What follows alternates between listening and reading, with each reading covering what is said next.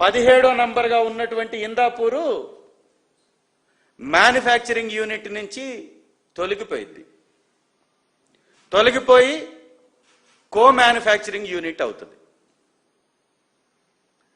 Manufacturing యూనిట్లో 17వ number వరుస సంఖ్య, దీనిలో మాత్రం 2వ నంబర్ వరుస సంఖ్య. చూడండి ఎంత మారిపోయిందో. అందుకే వీళ్ళ భాగోతం తెలుసు కాబట్టి, వీళ్ళు మారుస్తారని తెలుసు కాబట్టి ముందే వీడియో తీసి పక్కన పెట్టాం. వీడియో కూడా ప్లే చేస్తాం తర్వాత. వారు ఆ రోజు మ్యానుఫ్యాక్చరింగ్ యూనిట్గా ఉన్నటువంటి కంపెనీ ఈరోజు కో మ్యానుఫ్యాక్చరింగ్ యూనిట్ ఎందుకైంది? ఆ రోజు మ్యానుఫ్యాక్చరింగ్ యూనిట్కి ఇందాపూర్ ప్లాంట్ అని పెట్టినటువంటి పేరు ఇవాళ ఇందాపూర్ సపరేట్ ఐడెంటిటీ ఎందుకైంది? ఆ రోజు హెరిటేజ్లో భాగస్వామి అని ఉన్నటువంటి ఆ కంపెనీ ఇవాళ సపరేట్ ఐడెంటిటీని ఎందుకు ఆ కంపెనీకి ఇస్తున్నారంటే తప్పించుకోవాలి. బయటపడిపోయింది, బండారం బయటపడిపోయింది. చంద్రబాబు నాయుడు గారికి మాట్లాడడానికి ఏమీ లేదు. అసెంబ్లీలో కూడా వారి అవినీతి బట్టల్ని ఇప్పేస్తారు కాబట్టి, వారు తగిలించుకున్నటువంటి ముసుగుని తొలగిస్తారు కాబట్టి వైఎస్ఆర్ కాంగ్రెస్ పార్టీ నేతలు చర్చ జరగకూడదు, అందుకే అసెంబ్లీలో మాట్లాడలేరు. అదేవిధంగా కౌన్సిల్లో ఇవాళ చర్చకి డిమాండ్ చేసింది వైఎస్ఆర్ కాంగ్రెస్ పార్టీ. కానీ చర్చని జరగకుండా అచ్చెన్నాయుడు గారు వచ్చేసి మాట్లాడేస్తారు. అచ్చెన్నాయుడు గారు సమాధానం చెప్పేస్తారు. అచ్చెన్నాయుడు గారు సమాధానం చెప్పాలా, చంద్రబాబు నాయుడు గారు చెప్పాలా? ఫస్ట్ ఏమో హెరిటేజ్కి సంబంధం లేదన్నారు, రెండోసారేమో ఇందాపూర్ తోటి మేము పాలు పెరుగు పనీర్ తీసుకుంటామని మూడింటిని చెప్పారు. మరి మూడింటిని చెప్తే ఇది ఇందాపూర్కి సంబంధించినటువంటి ప్యాకెట్, దీని ముందు పేరేముందండి? ఇందాపూర్తో సంబంధం లేదన్నారు కదా. సంబంధం ఉంటే చూపిమని అచ్చెన్నాయుడు గారు పెద్ద పెద్ద కేకలు వేశాడు కదా. అయ్యా అచ్చెన్నాయుడు, నోరేసుకొని పెద్ద పెద్దగా మాట్లాడడం కాదు, ఇది నీ బ్రాండ్ హెరిటేజ్.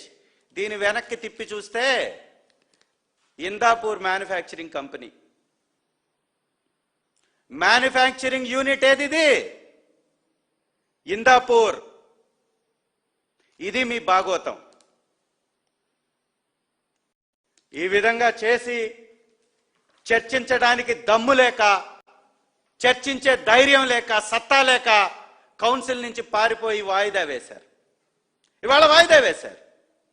ఇంకా మాట్లాడితే వారు మాట్లాడతారు, నెయ్యిలో జంతువులకు సంబంధించినటువంటి కొవ్వు, పంది కొవ్వు, చేప కొవ్వు లేదా చేప నూనె ఇదే కాదంట, ఇంకా ఏమున్నాయని చెప్పాడు, బాత్రూములు కడిగేటటువంటి కెమికల్ ఉంది అని చెప్పాడు. ఇది హెరిటేజ్ నెయ్యి, వారి యొక్క షాప్లోనే కొనుక్కొచ్చాం హెరిటేజ్ నెయ్యి. దీని వెనుకున్నటువంటి ఈ యొక్క స్టిక్కర్, ఇంగ్రీడియంట్స్లో ఉండేటటువంటి స్టిక్కర్ని మేము పెద్దగా చేశాం. ఈ స్టిక్కర్ ఎవరైనా రాష్ట్ర ప్రజలందరూ గమనించవచ్చు. ఈ స్టిక్కర్లో ఈ కింద రౌండ్ ఆఫ్ చేశాం, బి క్యారోటిన్ వారు చెప్పినటువంటి నిక్షేపాలు ఉన్నటువంటి కెమికల్. వారు ఏదైతే చెప్పారో ఆ నిక్షేపాలు ఉన్నాయి, ప్రమాదం అని చెప్పారో ఆ యొక్క కెమికల్ ఇది. బి కెరోటిన్ 736 మిల్లీగ్రాములు ఉన్నాయంట ఈ నెయ్యిలో. అంటే ఇప్పుడు చంద్రబాబు నాయుడు గారు చెప్పాలి, చంద్రబాబు నాయుడు గారి టీం చెప్పాలి, ఇది బాత్రూంలు కడిగేటటువంటి కెమికలా, భోజనంలో వేసుకొని భుజించేటటువంటి నెయ్యి అనేది? ఇది నెయ్య, బాత్రూంలు కడిగేటటువంటి కెమికలా? నీ నెయ్యిలో, నీ కంపెనీ నెయ్యిలో బి క్యారోటిన్ ఉంది, నీ పెరుగులో ఉంది. మరి ఇది బాత్రూంలు కడగడానికి ఉపయోగించాలి ఇప్పుడు ప్రజలందరూ. రాజకీయం కోసం ఉచ్చం నీచం లేదు, ఎంతకైనా దిగజారుతారు, ఎంతకైనా మాట్లాడతారు. కాబట్టి రాష్ట్ర ప్రజలందరూ గమనించాలి ఈ హెరిటేజ్ అనేటటువంటి వ్యవస్థ యొక్క బండారం కూడా. రీసెంట్ కాలంలో విపరీతంగా మార్కెట్లో ఈ చర్చ వస్తుంది. కేరళ రాష్ట్ర ప్రభుత్వం హెరిటేజ్ పాలల్లో క్యాన్సర్ నిక్షేపకాలు ఉన్నాయని దాన్ని బ్యాన్ చేసిందని పక్క రాష్ట్ర మంత్రి అసెంబ్లీ సాక్షిగా మాట్లాడాడు. కేటీఆర్ గారు ప్రూవ్ చేసిందా ఈ కంపెనీ? భువనేశ్వర్ గారు ప్రూవ్ చేశారా? ట్రస్టులు పెట్టి ప్రజలకు సేవ చేస్తున్నామంటున్నారు కదా.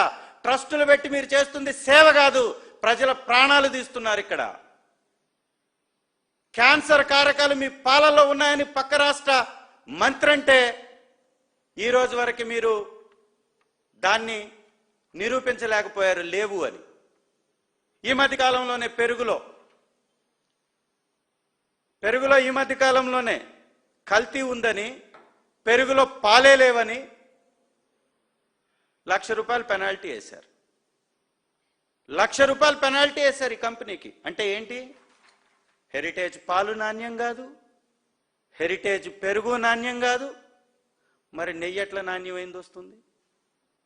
ఒకవేళ కల్తీ జరుగుంటే ఆ పాపం చంద్రబాబు నాయుడు గారిది. కల్తీ జరుగుంటే ఆ నేరం, ఆ ఘోరం చంద్రబాబు నాయుడు గారిది, వారి వ్యవస్థది. ఖచ్చితంగా ఈ విషయాన్ని రాష్ట్ర ప్రజలందరూ గమనించాలి. ఒక్కసారి వారు చేసినటువంటి డ్రామాను ఒక్కసారి కానీ మనం గమనిస్తే, ఈ రాష్ట్రంలో ఈ నెయ్యి, కల్తీ నెయ్యి అనేది ఏదైతే మనం మాట్లాడుకుంటూ వచ్చామో, అది ఆ శాంపిల్ తీసినటువంటి ట్యాంకర్లు ఎప్పుడు వచ్చాయో ఒకసారి సీరియల్గా చూద్దాం. ప్రతిసారి చెప్తూనే ఉన్నాం, మళ్ళీ చెప్తున్నాం. ఎందుకంటే మాకున్నది కొన్ని ప్లాట్ఫామ్సే, వాళ్ళలాగా పచ్చ మీడియాలు మాకు లేవు, పిచ్చి కూతలు కూసేటటువంటి వ్యవస్థ మాకు లేదు, ఒక అసత్యాన్ని నిజమని చెప్పేటటువంటి వ్యవస్థ మాకు లేదు. అందుకే అంబేద్కర్ గారు చెప్పినటువంటి మాట, నిజాన్ని పదే పదే చెబుతూనే ఉండాలి, లేకపోతే అసత్యమే నిజమై ఈ ప్రపంచాన్ని దహించి వేస్తుందని చెప్పారు ఆ మహానుభావులు. అందుకే పదే పదే చెప్తున్నాం. ఒకసారి గమనించండి, ఈ రాష్ట్రంలో 2024లో ఎన్నికల కోడ్ వచ్చింది మార్చి 16వ తారీఖు. మే 13వ తారీఖున ఎన్నికలు జరిగాయి. కరెక్ట్గా 2 రోజుల తర్వాత, అంటే మే 15వ తారీఖు ఈ ఏఆర్ డైరీ అనేది టెండర్ యాక్సెప్ట్ అవుతుంది.